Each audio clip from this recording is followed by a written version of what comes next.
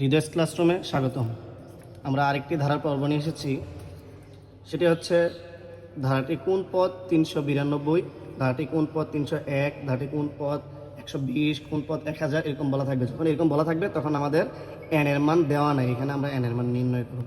আমি আবারও বলতেছি, কোন পদ কথাটা উল্লেখ থাকলে আমরা এন এর মান নির্ণয় করব, অর্থাৎ সূত্রের মধ্যে এন এর জায়গায় আমরা মান বসাবো না।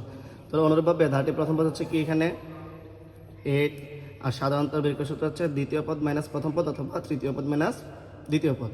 তাহলে আমরা সাধারণত যে কাজটা করি, তৃতীয় পদ মাইনাস প্রথম পদ ইকুয়াল কি 3, আর এখানে কোন পদ যে মানটা দেওয়া থাকবে এটা হচ্ছে শেষ পদ 392।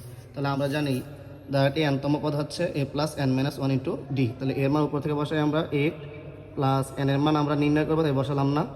ডি এর মান হচ্ছে 3 আর শেষ পদ হচ্ছে 392।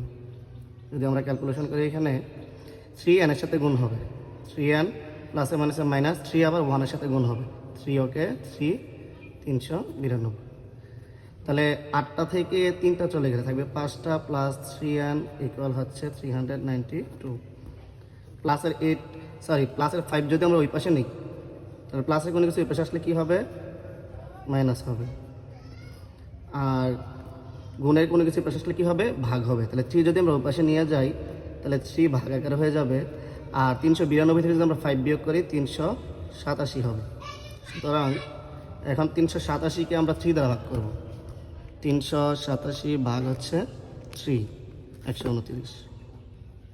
আমাদের কাঙ্ক্ষিত আনসার হচ্ছে 129। তাহলে বলতে পারি 129তম, এখানে ডট ডট ডট দিতে দিতে যেতে যেতে 129তম পদ হবে হচ্ছে 392। ধন্যবাদ, পাশে থাকুন হৃদয় ক্লাসরুমে।